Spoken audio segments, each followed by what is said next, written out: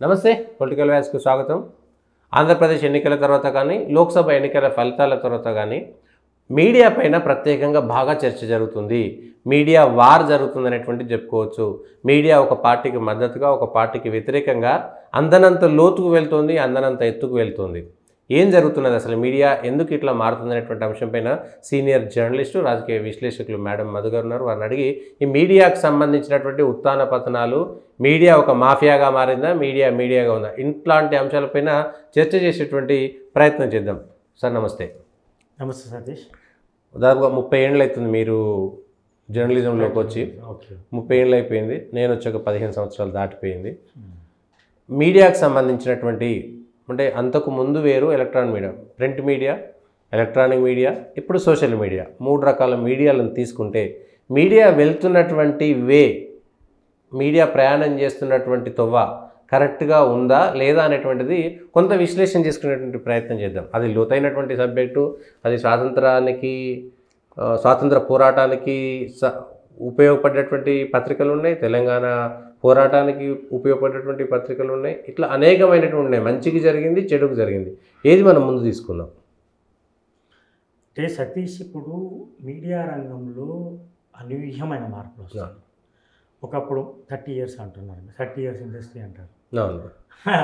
అయితే దాంట్లో ముందు మేము వచ్చినప్పుడు ప్రింట్ మీడియా చాలా ప్రభావం చూపింది. అప్పటికి నేను వచ్చేటప్పటికి ఈనాడు అనేది చాలా బలోపేతంగా ఉన్నది. ఉదయం అనేది వచ్చి అప్పుడు సంచలనంగా మారింది. ఆ పత్రికను చూసి ఇన్స్పైర్ అయ్యి డిగ్రీ నుంచి మనం ఈ జర్నలిజం చేయాలని ఉదయం ఇన్స్పైరింగ్గా తీసుకున్నాం. అప్పట్లో కొండపల్లి సీతారామ ఇంటర్వ్యూలు కానీ, సెన్సేషనల్ ఎన్టీ రామారావు మీద వ్యతిరేక వార్తలు కానీ చాలా వచ్చినాయి. అయితే అటు నుంచి చూస్తే ప్రింట్ మీడియా తర్వాత ఎలక్ట్రానిక్ మీడియా తర్వాత సోషల్ మీడియా, డిజిటల్ మీడియా, అంటే new media. Old media, print media old. Second media is electronic media, అంటే టీవీ వార్త, శాటిలైట్ 24 hours న్యూస్. అంతకుముందు దూరదర్శన్ ఉన్నా, అంతకుముందు ఈటీవీ కొంత ఉన్నప్పటికీ, లేకపోతే జెమినీ టీవీ ఉన్నప్పటికీ, ఈ శకం ఎప్పుడైందంటే నాకు తెలిసి 2004 ప్రాంతం, 2002 ప్రాంతం నుంచి పుంజుకుంది. 2003 నుంచి TV9 24 గంటల వార్తతో చాలా ఫ్లేరప్ అయిపోయింది. దాని తర్వాత ఇప్పుడు సోషల్ మీడియా రకరకాలు ఉంది. డిజిటల్ ఫార్మ్, దాన్ని న్యూ మీడియా అంటున్నాం. వాట్సాప్ వార్తలు కావచ్చు, యూట్యూబ్ న్యూస్ కావచ్చు, లేకపోతే ఇలాంటి ఇప్పుడు యూట్యూబ్ న్యూస్, ఇది తర్వాత డిజిటల్ మీడియా, ఇవన్నీ రకరకాల 3-4 మీడియాలను మనం తీసుకోవచ్చు. ప్రింట్ మీడియాను కూడా ఇప్పుడు డిజిటల్ మీడియా కన్వర్ట్ అయిపోయింది. డిజిటల్ మీడియాలు రాక తప్పట్లేదు. ఇప్పుడు మనం చర్చిస్తున్న మెయిన్ స్ట్రీమ్ మీడియా కూడా యూట్యూబ్ మీడియాకి వచ్చేసింది. వాళ్ళు చెప్పే వార్తలు, వాళ్ళ టీవీలో చెప్పే వార్తలను సినాప్సిస్ చేసి లేకపోతే థంబ్నెయిల్ పెట్టి మళ్ళీ యూట్యూబ్లోకి వచ్చేస్తాయి. టీవీ చూసేది తక్కువ, యూట్యూబ్ చూసేది ఎక్కువ.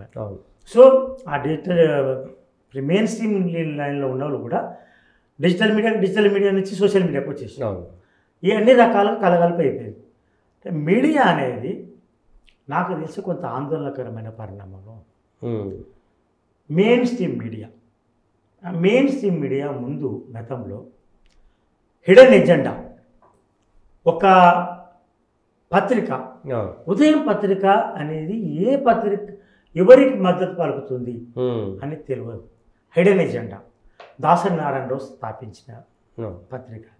అప్పటి వరకు తెలియదు జనాలకు ఏ పత్రిక ఏ ఉద్దేశంతో వచ్చింది. ఆ పత్రిక ఏమంటారు, ఎవరైనా ప్రజల సమాచారం కోసం ప్రజల చేతిలో పాశుపతాశ్రం అనే, మీ చేతిలో మా అక్షరం మీ ఆయుధమైన వస్తారు, లేదా మీ చేతిలో ప్రజల చేతిలో పాశుపతాశ్రం అంటారు, లేకపోతే పాజనపతాశ్రం. ఆ తర్వాత ఏమైంది తెలియదు.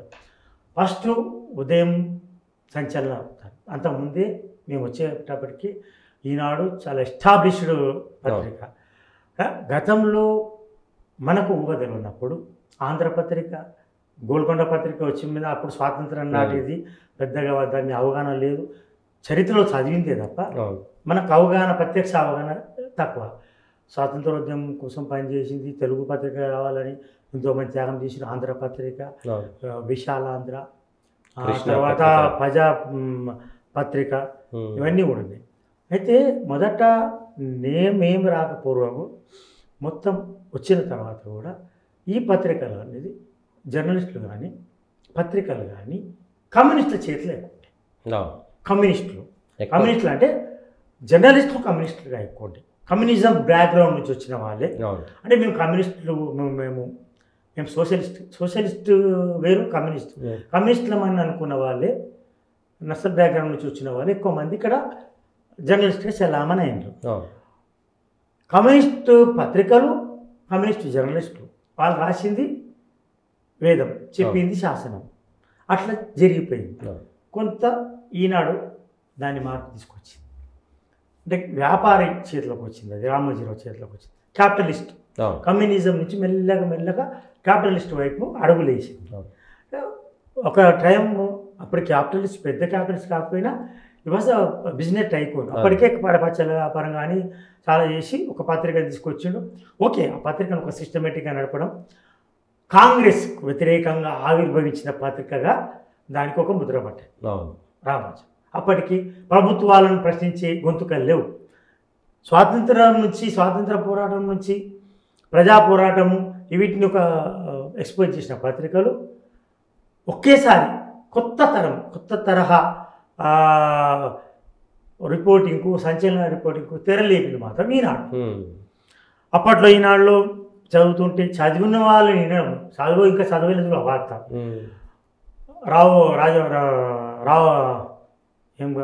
రాజీవ్ గాంధీ బేగంపేట ఎయిర్పోర్ట్ వచ్చినప్పుడు అంజయ్యను అవమానపరిచిన తీరు, అంజయ్యకు జరిగిన అవమానము, లేకపోతే ఢిల్లీ పెత్తనం, అప్పటికే వార్తలు రాశారు. ఆ వార్తలు విన్నాం, తర్వాత చదివినాం. అప్పుడప్పుడు మెల్లమెల్లగా ఎదుగుతున్న దశ అది. అప్పటికి దీనికి పోటీగా ఉదయం వచ్చింది రామోజీరావు వచ్చిన దశలో ఎన్టీ రామారావు ఎంటర్ కావడం, పత్రిక బలపడే సమయంలో 1982, 83 నుంచి అనూహ్య మార్పులు వచ్చినాయి. సంచలనం ఒకటి. అప్పుడేమైంది, కాంగ్రెస్కు వ్యతిరేకంగా వచ్చిన ఎన్టీ రామారావుకు ఎత్తుకోవడం, భుజాన్ని ఎత్తుకోవడం, ఎన్టీ రామారావుకు పూర్తిగా మద్దతు చేసి 9 నెలల్లో ఆయన అధికారం రావడానికి ఈనాడు పత్రిక చాలా బలమైన పాత్ర పోషించిందని అందరూ అంటారు. తర్వాత తెర ముందు పాత్ర కూడా పోషించింది. సరే, అప్పటికి జనాభిప్రాయము కాంగ్రెస్ వ్యతిరేకంగా ఉంది. ఎందుకంటే బాగా విసిగిపోయింది, ఒక పార్టీకి కొత్త నాయకుడు రావాలి. అప్పటికి దేవుడిలాగా భావించిన ఎన్టీ రామారావు రావడం ఆ పత్రిక కూడా కలిసి వచ్చింది. తర్వాత ఎన్టీఆర్ అధికారంలోకి వచ్చిన వెంటనే అప్పటికి దాసరి నారాయణరావుకు, రామోజీరావుకు చాలా వైరం ఉంది. అంటే దాసరి నారాయణరావు ఒక సెక్షన్ ఆఫ్ పీపుల్ అని వ్యతిరేకంగా ఆయనను తన సితారా పత్రికలు కానీ అక్కడ కానీ ఆయన ఫోటోలు తీసుకురాకపోవడం, ఆయనకు ప్రాధాన్యత ఇవ్వకపోవడం, మొత్తమే ఆయనను దూరం చేయడం, బాగా అవమానంగా ఫీల్ అయిన దాసరి నారాయణరావు కసిగా, అంటే ఒక వెంజెన్స్గా, అంటే కసితోనే పెట్టిన పత్రిక ఉదయం. ఆ ఉదయం పత్రిక రామోజీరావుకి వ్యతిరేకంగా ఆవిర్భవించింది, సంచలనంగా ఆవిర్భవించింది. అది కూడా మామూలుగా కాదు. సిటీ టాబ్లెట్ కూడా అదే ప్రవేశపెట్టింది. అదొక కొత్త అప్పటికి నేను జిల్లా టాబ్లెట్ మొదలుపెట్టింది ఈనాడు కదా. జిల్లా టాబ్లెట్, సిటీ టాబ్లెట్ ఒక పత్రిక, ఒక సెపరేట్ తీసి నేను చదివిన ఆ పత్రికను. అప్పటికి నేను రిపోర్టర్ కాదు, అప్పుడు 1990 వచ్చే వరకు దాసరి నారాయణ లేడు ఉదయంలో. కానీ సంచలన పత్రిక అది. అప్పటికి దాంతోనే సంచలనం ఎదిగినాం మేము. ఆ వార్తలు రాసిన ఇంకా ఇదివరకు రాయలేదు. సో మాగుంట సుబ్బరామరెడ్డి సారా వ్యాపారి చేతిలోకి వెళ్ళిపోయింది. ఎందుకంటే నడపలేకపోయింది, పట్టుబడి. శ్రీశ్రీ అన్నాడు కదా, అప్పుడు మనం పుట్టలేదు, నువ్వుట్లేదు, నేను పుట్టలేదు, పత్రికలు పెట్టుబడిదారులు విషపత్రికలు ఎప్పుడూ ఓదలున్నప్పుడు, ఎవరికి ఓదలున్నప్పుడు అన్నాడు అన్నమాట. అది పత్రికలు పోయి మొత్తం రాజకీయ పార్టీలకే పుట్టిన పత్రికలు అయిపోయినాయి అంతే. ఆ తర్వాత ఉదయంకు ఈనాడు వ్యతిరేకంగా ఆవిర్భవించిన ఉదయం సంచలన పత్రికగా మారింది. ఒక దశలో అసలు ఈనాడు అంటే వెన్నుల్లో చలి పుట్టింది. ఆ పత్రిక నడపడానికి రామోజీరావు అంటే చాలా సిస్టమేటిక్గా ఒక పత్రిక నడిపిండు. ఈ సిస్టమ్ ఇక్కడ ఈయన సినిమా రంగంలో పెట్టడం, అక్కడ కాలు పెట్టడం, ఇక్కడ కాలు పెట్టడం, కొందరిని గుడ్డిగా నమ్మడం చేయడం, అందులో కమ్యూనిస్ట్ ఎక్కువగా ఉండడం, ఎక్కడ ఉదయంలో చిన్నదానికి కూడా పెన్ డౌన్, ఓకే, లేకపోతే షట్ డౌన్, ఈ పత్రిక ఇట్లా ఉద్యమాలు నడిచేది. అందులో ఆ పత్రిక యాజమాన్యానికి ఉండి సమస్యలు, వాళ్ళ కష్టాలను అక్కడి ఉద్యోగులు గుర్తించలేక నేను చూసిన చాలా వరకు. ఆ ఉద్యోగులు యాజమాన్యంతో సమన్వయం లేకుండా, కోఆర్డినేషన్ లేకుండా, యాజమాన్యం ఎప్పుడు ఉద్యోగుల కోరికలు తీర్చే విధంగా ఉండాలి, డిమాండ్ తీర్చే విధంగా ఉండాలి, కానీ ఉద్యోగులకు కూడా బాధ్యతలు ఉన్న విషయం కొంత విస్మరించారు. ఉద్యోగులు బాధ్యత ఉంటుంది అనే విషయాన్ని విస్మరించడంతోనే అది ఉదయం పత్రిక పతనావస్థకు చేరుకుంది.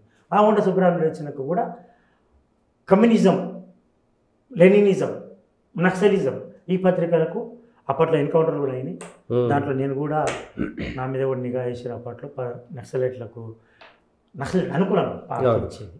పోలీసులు దాష్టికాలకు వ్యతిరేకంగా రాయడం తప్పేం లేదు, కానీ ఇంత డెప్త్గా ఎట్లా అనాలిసిస్ చేస్తున్నారు ఇక్కడ ఉదయం పత్రిక అని దాని మీద రసూల్ ఎన్కౌంటర్ కావడం, దాని కూడా ఎంక్వైరీ చేసింది. అంటే నక్సల్స్ ఎట్లా ఉన్నారు, నగరంలో ఎట్లున్నారు, బయట ఎట్లున్నారు చెప్పడము, రకరకాలుగా సంచలన పత్రిక.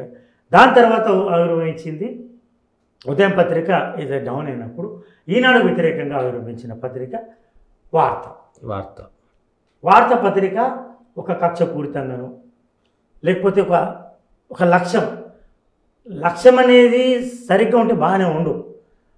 ఒక వ్యాపారంగా ఎదగడానికో, లేకపోతే ఈనాడు తొక్కడానికో ద్వేషపూరితంగా వచ్చే ఏవి కూడా నిలబడవు.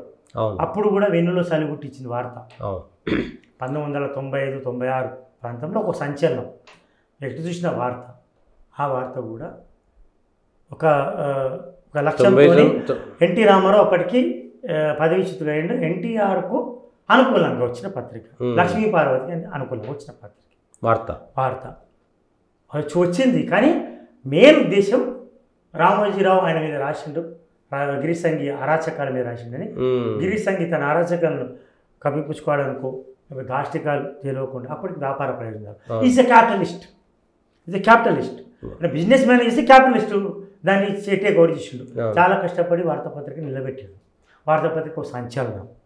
అక్కడ ఒక పత్రిక, ఒక కొత్త తరం అంటే కంప్యూటరు టెక్నాలజీని పెంచిన పత్రిక.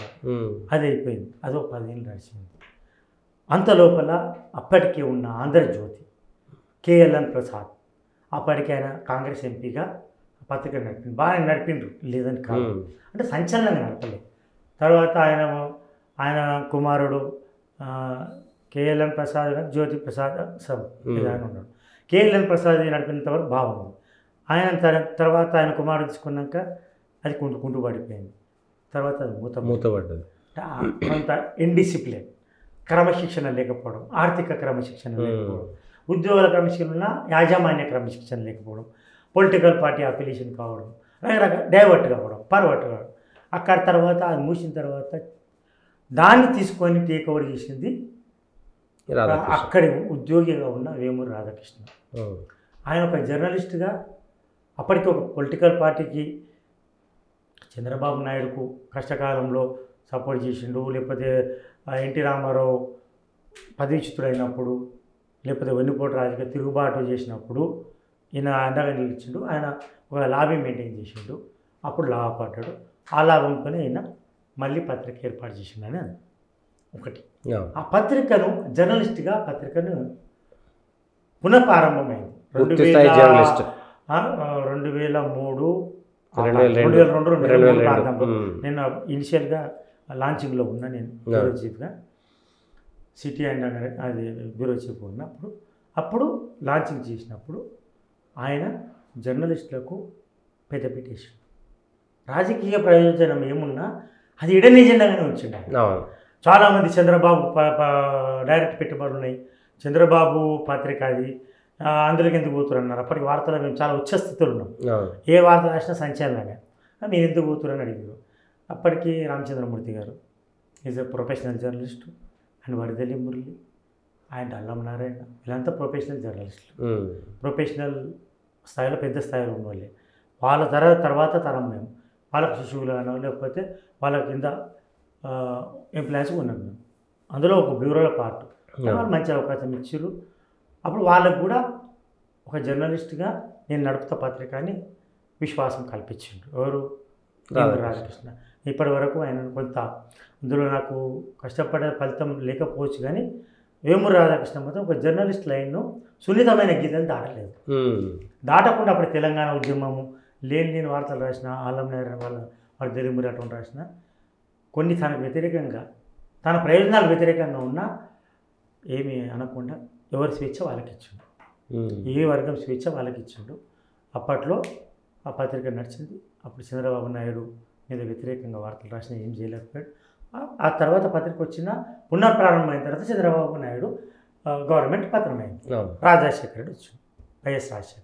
వైఎస్ రాజశేఖర రెడ్డి పత్రిక ఆంధ్రజ్యోతి ఈనాడుకు వ్యతిరేకంగా రాజశేఖర రెడ్డి ఇంకో పత్రిక తీసుకొచ్చి పత్రిక రాగానే. కానీ ఆ పత్రికను ఎదుర్కోవడానికి ఫస్ట్ ఆ రెండు పత్రికలను పెట్టి ఆ పత్రికలకు మెయిన్ ఆంధ్రజ్యోతి బలి కావడానికి బలి అయిపోతుంది అనుకున్నారు, నలిగిపోతుంది అనుకున్నారు. కానీ ఆంధ్రజ్యోతి అప్పటికి కష్టకాలంలో నిలబడ్డది రాజశేఖర రెడ్డి వ్యతిరేకంగా. అంటే రాజశేఖర రెడ్డి కూడా నేచర్ బాగున్నప్పటికీ, డెవలప్మెంట్ కాన్సెప్ట్, కాన్సెప్ట్ ఉన్నప్పటికీ, progressive concept and helping nature, stalwart leader ఉన్నప్పటికీ, లెజెండరీ లీడర్ ఉన్నప్పటికీ ఒక పత్రికను దొక్కాలని, ఇంకో పత్రికను మొత్తం మూసేయాలని ప్రయత్నం చేసి, ఆ ప్రయత్నంలో తట్టుకొని నిలిచింది ఆంధ్రజ్యోతి. ఆంధ్రజ్యోతి నిలవడానికి ఈరోజు నిలబడి ఈరోజు మళ్ళీ ఒక స్థాయికి రావడానికి కారణం అక్కడ మేనేజింగ్ డైరెక్టర్ యజమాని రాధాకృష్ణ. ఆ యాటిట్యూడు అనేది అంటే కష్టకాలం నిలబడడానికి, ఈవెన్ ఆయన ప్రయోజనాలు ఆయనకున్నాయి, ఆయన రాజకీయ ప్రయోజనాలు ఆయనకు ఉంటాయి, ఆయన ఆర్థిక ప్రయోజనాలు ఆయనకు ఉంటాయి. కానీ ఆర్థిక ప్రయోజనం ఎట్లా కాపాడుకోవాలి, రాజకీయ ప్రయోజనం ఎట్లా కాపాడుకోవాలి, జర్నలిస్టులకు స్వేచ్ఛను ఎట్లా కాపాడాలి, ఒక సున్నితమైన రేఖలలో తనకు కేటాయించిన డబ్బాలనే ఉన్నాడు తప్ప ఎక్కువ అవుట్లైన్లు రాలి. డైరెక్ట్ అధికార పార్టీలతో కొట్లాడి నిలబడ్డ సందర్భాలు చాలా ఉన్నాయి. ఈవెన్ కేసీఆర్కు వ్యతిరేకంగా కావచ్చు, కేసీఆర్ కూడా కొద్ది రోజులు చేస్తారు. ఇక్కడ జగన్ కావచ్చు, అక్కడ రాజశేఖర రెడ్డి కావచ్చు. రాజశేఖర రెడ్డి పత్రిక పెట్టినప్పుడు ఒక పెద్ద కొత్త ఒక అధ్యాయం. ఒక పత్రికకు వ్యతిరేకంగా ఇంకో పత్రిక, రెండు పత్రికల వ్యతిరేకంగా ఒక పత్రిక ఆవిర్భవించింది. అప్పటి నుంచే అది ఓపెన్గా చెప్పింది. అప్పటి నుంచి ఇంకా పతనం స్టార్ట్ అయింది. ఇక్కడ అసలు టర్నింగ్ పాయింట్ మనది. తెలుగు రాష్ట్రాలలో మీడియా ప్రభావం చాలా ఉంది, రాజకీయ పార్టీల ప్రభావం బాగుంది, డబ్బు ప్రభావం ఎక్కువ ఉంది. చంద్రబాబు నాయుడు అధికారంలోకి వచ్చిన కొత్తలో తిరుగుబాటు చేసి లేదా వెన్నుపోటు చేసి తిరుగుబాటు అన్నీ అంటే వెన్నుపోటు అంటే కొంతమంది అంటారు. ఆ తిరుగుబాటు చేసిన క్రమంలో వేమూరి రాధాకృష్ణ అటువంటి రాజకీయ నాయకులు, అమర్ లాంటి వాళ్ళు, లేకపోతే ఇంకోరు కావచ్చు, లేకపోతే ఆనందనారాయణ కావచ్చు, చాలామంది రాజకీయాలు అప్పుడు ప్రలోభాలు మొదలు కావడం తెర మీదకి వచ్చినాయి. డబ్బు ప్రభావం స్టార్ట్ అయింది 1996-97 నుంచి గ్లోబలైజేషన్ స్టార్ట్ అయింది. అప్పటి వరకు డబ్బు ప్రభావం లేదు జర్నలిస్టుల మీద. కేవలం ఒక 50 రూపాయలు 100 రూపాయలు టీ తాగి సిగరెట్ తాగి మంచి వార్తలు రాసికే కడుపు నింపుకున్న జర్నలిస్ట్ చాలామంది ఉన్నారు. అప్పటి నుంచి కొంతమంది రాజకీయ లాబింగ్ మొదలైంది, ఆర్థిక లాబింగ్ పాలిటిక్స్ మొదలైంది. ఆ లాబింగ్లో ఉన్న వాళ్ళు ఆపడ్డారు.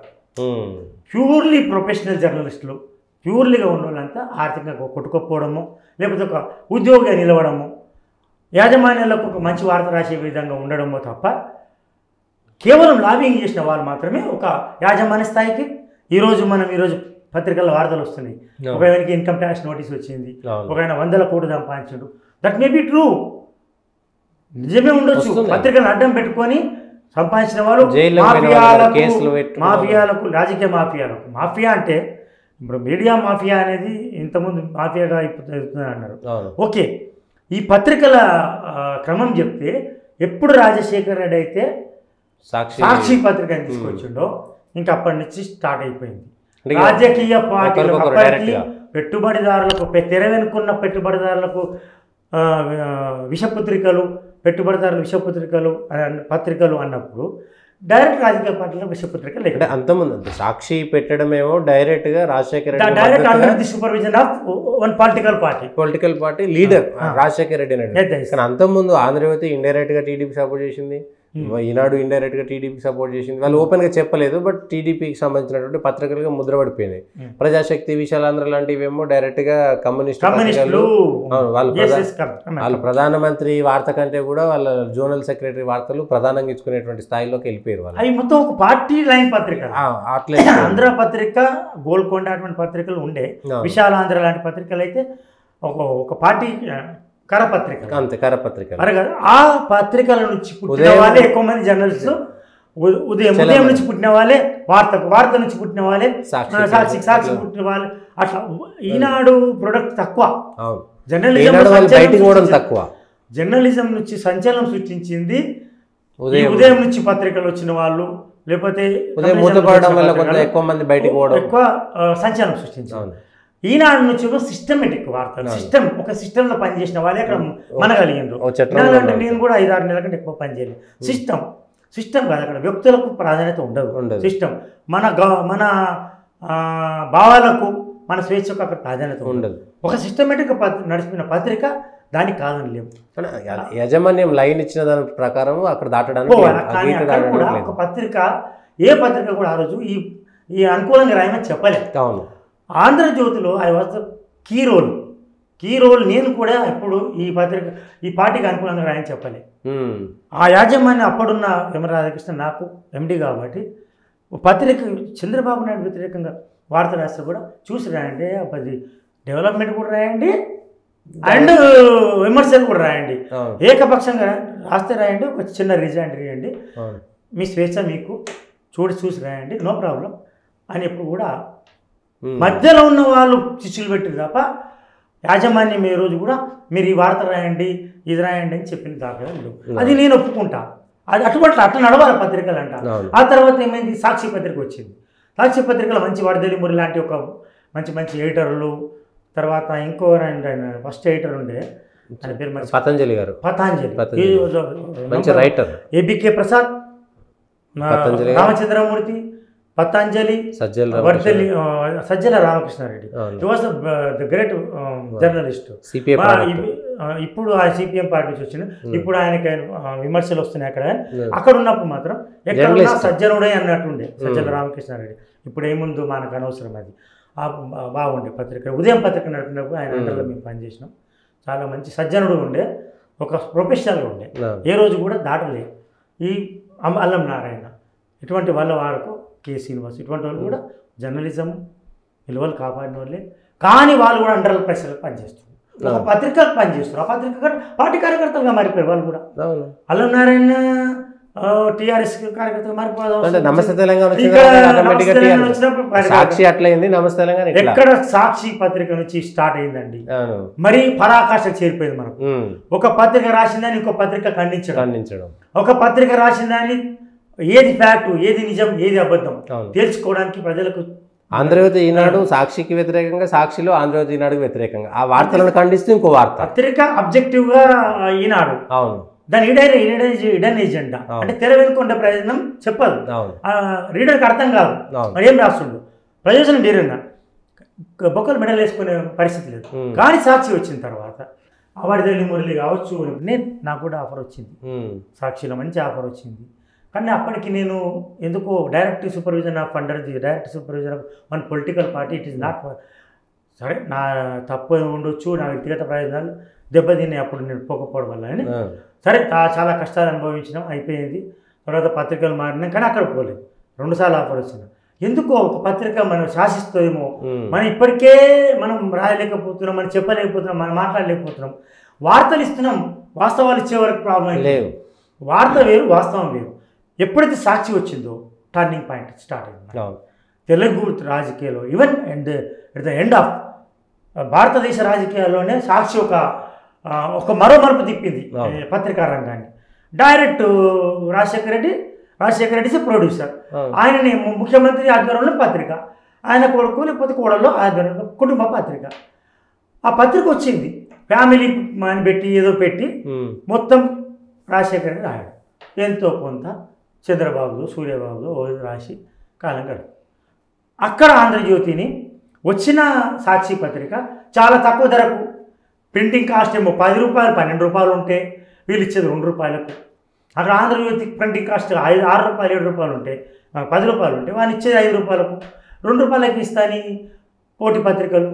ఆంధ్రజ్యోతి ఏమన్నది, నేను పత్రిక ఎట్లా నడపాలి, నేను కష్టపడి నేను బతుకుతున్నా అని ప్రజల్లోకి వెళ్ళడం. అప్పటికి మరి ఇప్పటికి కూడా కన్ఫర్మేషన్ లేదండి. ఇప్పటి వరకు కూడా చంద్రబాబు నాయుడు అసిస్ట్ చేసిండొచ్చు కష్టకాలాల్లో, కానీ డైరెక్ట్ పెట్టుబడులు లేవు అక్కడ నాకున్నంత వరకు. నేను ఎక్కడ ఎవరిని స్లీపింగ్ పార్ట్నరా లేకపోతే అసిస్టింగ్ పార్ట్నరా తెలియదు, కానీ డైరెక్ట్ భాగస్వామ్యం లేదు. సాక్షి అయిన తర్వాత తెలంగాణ మూమెంట్ అడ్డం పెట్టుకొని కేసీఆర్ తెచ్చిన పత్రిక టీవీ న్యూస్ అండ్ నమస్తే తెలంగాణ, ఈ 2 పత్రికలు మరీ అధ్వాన పరిస్థితికి చేసింది. సాక్షి పత్రికలో నా భాగస్వామ్యం ఇందా సాక్షిలో లేదు. అనుకోకుండా నేను కేసీఆర్ ఆధ్వర్యంలో లేనప్పుడు నేను పత్రికలో చేయను నమస్తే తెలంగాణ. అప్పటి రాజం ఆధ్వర్యంలో ఉంది, రాజం ఆధ్వర్యం ఉందాన్ని పోయినా. తర్వాత ఏమైంది, ఊరికే మారితే బాగుండదు పత్రికలు. ఇప్పుడు ఇవన్నీ ఎప్పుడో అన్నీ అట్లే ఉన్నాయి, విషపత్రికలే ఉన్నాయి, వార్తలు ఇస్తున్నాం, వాస్తవాలు ఇస్తున్నాం. వాస్తవాలు ఇవ్వాలని చాలా కష్టమవుతుంది. ఇప్పుడు సాక్షి అయిన తర్వాత సాక్షి మలుపు తిప్పింది, సాక్షి తర్వాత మలుపు తిప్పింది, మొత్తం పరాకాష్ట చేసింది టీ న్యూస్ అండ్ నమస్తే తెలంగాణ. రాజం చేతిలో ఉన్నంత వరకు అన్ని పత్రికలు నేను చేయనే వరకు తెలంగాణ రాలే. అప్పటికి తెలంగాణ ఆవిర్భావం తర్వాత టీ న్యూస్ అప్పటికి వచ్చింది. టీ న్యూస్ మొత్తం డబ్బా, ఇంకా కేసీఆర్ టీ న్యూస్ అది ఓకే బాగానే ఉంది. ఆ ఉద్యమం ఊపులో హెచ్ఎంటీవీ బాగా నడిచింది. హెచ్ఎంటీవీ మాత్రం రాజకీయ పార్టీలకు అనుకూలంగా రాలేదు. నేను చాలా ఏళ్ళు పనిచేసిన అలా హెచ్ఎంటీవీ మేనేజ్మెంట్లో లోపం, కానీ మేనేజ్మెంట్లో మంచితనం, అతి మంచితనం. ఆ లోపం వల్ల హెచ్ఎంటీవీ అనుకున్న లక్ష్యాన్ని దగ్గర చేయలేకపోయింది. కానీ హెచ్ఎంటీవీని ఆదరించింది ప్రజలు. హెచ్ఎంటీవీ గొప్ప మిరాకిల్స్ ఏం సృష్టించలేదు. తెలంగాణ ఉద్యమం వచ్చినప్పుడు తెలంగాణ కరీంనగర్ చెందిన ఒక ప్రాంతవాసి ఇది పత్రిక, అందులో రామచంద్రమూర్తి లాంటి వాళ్ళు ఉన్నారు. మన తెలంగాణ ప్రజలు ఎక్కువ, జర్నలిస్టులు ఎక్కువ ఉన్నారు. నేను ఉండొచ్చు, ఎవరైనా ఉండొచ్చు, తర్వాత మన గురించి మనం చెప్పుకోవాలి. వాళ్ళంతా ఉన్నారు కానీ ఒక దాన్ని ఆదరించారు. దిశ దశ అనే పత్రిక పెట్టడం, దశ దిశ అని పెట్టడం ఒక మలుపు తిప్పింది, ఒక ప్రభావం చూపింది. కొంతవరకు మాత్రమే ప్రభావం చూపింది. తెలంగాణ ఉద్యమం ఉన్నంత వరకే దాని పాత్ర ఉంటుందని నేను ఆ రోజే స్పష్టం చేసిన. హెచ్ఎంటీవీ మాత్రం మధ్యలో వచ్చిన హెచ్ఎంటీవీ మాత్రం ఎన్టీవీ టీవీ9 తర్వాత వచ్చింది, టీవీ5 తర్వాత వచ్చింది హెచ్ఎంటీవీ. అప్పటికి బాగా ఎలక్ట్రానిక్ మీడియా బాగా ఫోకస్ అయింది. ఈ పత్రికా రంగంలో హెచ్ఎంటీవీ ప్రభావం పెద్దగా చూపెట్టకపోయినా న్యూట్రల్ స్టాండ్ చేసింది. దానికి ఏ రాజకీయ పార్టీ పెట్టుబడులు లేవు. వామనరావు ఈ was the very good person, but management correct లేదు. మంచి మనిషి కాదు, సమర్థత వేరు, మంచితనం వేరు. రామచంద్రమూర్తి కూడా ఆయన అంటే కన్ఫ్యూజన్, అంటే మేనేజ్మెంట్లో ఒక కన్ఫ్యూజన్, ఏ దిశలో పోవాలి, సంచలనమా లేకపోతే ప్రజా ప్రయోజనమా లేకపోతే ఏది ఏ లక్ష్యం అనేది తెలుసుకోకుండా పంచసూత్రాల పత్రిక కింద నలిగిపోయింది. అది పత్రిక పంచసూత్రాలు పంచవర్ష ప్రణాళిక ఇదేమన్నా నడపాలంటే మాఫియాను కూడా కంట్రోల్ చేసేటట్టు ఉండాలి. దరిద్రం ఆ స్థాయికి వచ్చింది. అప్పటికే వచ్చిన ఒక పత్రిక మాఫియాగా ఎదిగిండని ఒక రియల్ ఎస్టేట్ నుంచి వచ్చిన ఒక బడా పెట్టుబడిదారుడు ఒక పత్రిక టీవీ పెట్టాడు. ఆ టీవీ చాలా సంచలనం, ఇప్పటికీ సంచలనమే. ఆ టీవీ ఇప్పటికీ సంచలనమే. మరి మాఫియాలు నడిపితే సంచలనం అవుతున్నాయి. ఆ టీవీ ఇప్పుడు ఈరోజు నిన్నటి వరకు జగన్మోహన్ రెడ్డి గెలుస్తాడంటది. అయితే టీవీ9 ఆ టీవీ అంతా మొత్తం ప్రజల్లో ఏం చెప్తుంది, ఒకే పక్షం, ఏకపక్షం. ఇక పైసలు తీసుకోవాలి, స్లాట్ తీసుకోవాలి. ఆ పత్రిక ఎక్కడ పోయినాయి, పెట్టుబడిదారు నుంచి. రవిప్రకాష్ జర్నలిస్ట్ నుంచి పెట్టుబడిదారుడు ఆయన. శ్రీనిరాజు పెట్టుబడిదారుడు, వెంచర్ క్యాపిటలిస్ట్. ఆ క్యాపిటలిస్ట్ నుంచి రవిప్రకాష్ మీడియా టైకోన్ అండ్ ఈ ఎలక్ట్రానిక్ మీడియాకు ఆద్యుడు. రామోజీరావుని ఎట్లయితే టైకోన్ అంటారో, మీడియా టైకోన్, ఆ విధంగా ఆయన తెచ్చిండు. ఆయన అప్పుడు పెట్టుబడిదారుగా మారిపోయాడు. పెట్టుబడిదారు సతీష్ ఏమవుతుందంటే, ఒక వ్యక్తి ఈరోజు జర్నలిస్టులు కూడా మాఫియాలుగా ఎదుగుతుర్రా, ఎదగొచ్చు, తప్పేమో. జర్నలిస్టులు ఎదుగుతున్నారు, రాజకీయ నాయకులు ఎదుగుతున్నారు, పార్టీలు ఎదుగుతున్నాయి. ఒక వ్యక్తి ఒక శక్తిగా మారుతుంది. అంటే సంస్థలు ఎదుగుతున్నాయా, వ్యక్తులు అందులో వ్యక్తులు ఎదుగుతున్నారు. అంటే ఇప్పుడు రాధాకృష్ణ కూడా వ్యక్తిగా ఒక వ్యవస్థగా ఎదిగింది. అవును. కానీ వ్యవస్థని నడుపుతున్న తీరును చూస్తారు జనాలు. అవును. ఆ నడుపుతున్న తీరు బాగుంది. రవి ప్రకాష్ వ్యక్తి నుంచి వ్యవస్థగా ఎదిగింది. అవును. కానీ ఆయన నడుపుతున్న తీరు మొదట్లో బాగుంది. అవును. కానీ ఈ టీవీ నైన్ సంచలనం చేయడానికి ఆయన ఎంచుకున్న తీరు కొంతమంది నచ్చలేదు, నాకు నచ్చలేదు. అవును. పర్సనల్ క్యారెక్టర్లకి తొంగి చూడడము, అవును. ఒక మహిళ తప్పు లేకున్నా ఒక మహిళ చెంపదెబ్బ కొట్టి దాన్ని చూపెట్టడం, ఆత్మహత్యలు చేసుకునే సందర్భాలు చాలా ఉన్నాయి. పర్సనల్ క్యారెక్టర్లను వచ్చిన బెడ్రూమ్లోకి తొంగి చూస్తున్న మీడియాని బాగా దాని మీద చాలా జీవితాలను నడిలోకి తెచ్చిన పాపం కూడా వాళ్ళకు ఉంటుంది. శాపం అయి ఎంటాడుతుంది, అదే విషయం. మంచి ఉన్నది, చెడు ఉన్నది. చిరంజీవి లాంటి వ్యక్తులను కూడా బయట పెట్టింది, సంచలనం చేసి ఓకే, సంచలన వార్తలు ఉన్నాయి. ఆ సంచలనం వెనుక నిజాలు, చేదు నిజాలు ఏమున్నాయని వార్తలు వేరు, వాస్తవాలు వేరు. వాస్తవాలు చూపెట్టలేకపోయారు. వాస్తవాలు దాని వల్ల కొన్ని జీవితాలు బర్బాద్ అయిపోయాయి. ఒక రవి ప్రకాష్ ఒక లీడర్గా, ఒక జర్నలిస్ట్గా నేను మొదట నేను సమర్థించింది నేను.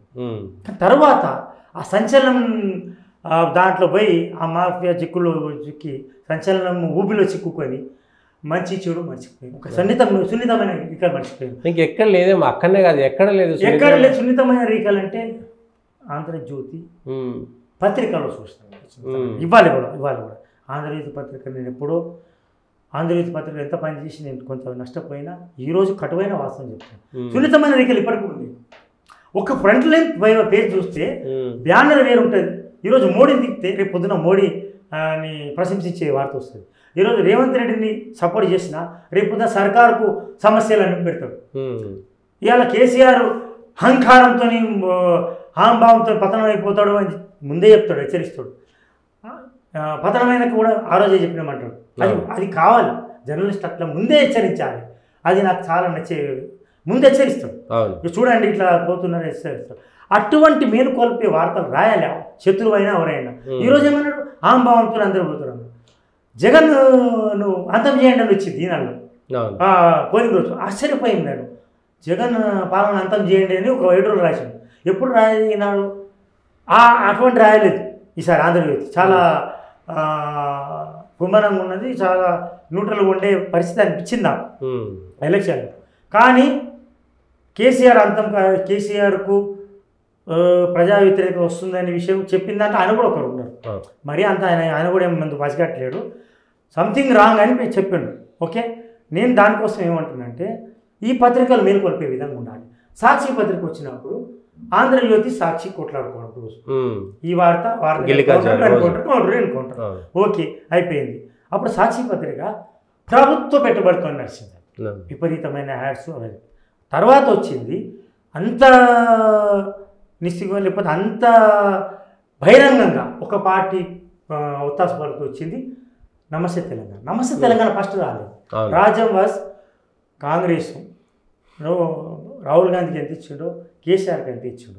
రాహుల్ గాంధీకి ప్రయారిటీ ఇవ్వడం వల్ల కేసీఆర్ కక్ష కట్టి ఆ పత్రికను గుంజుకుంటు.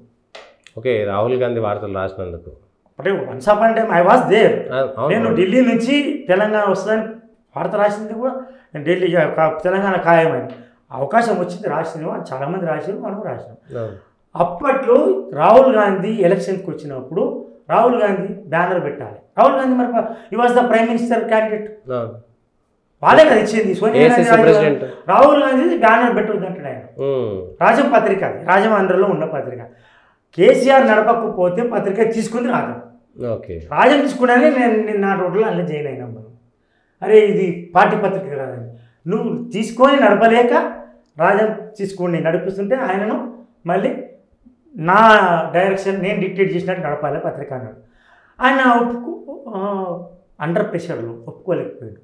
పత్రిక ఏమైంది, రాహుల్ గాంధీ ఎట్లా పెట్టావు?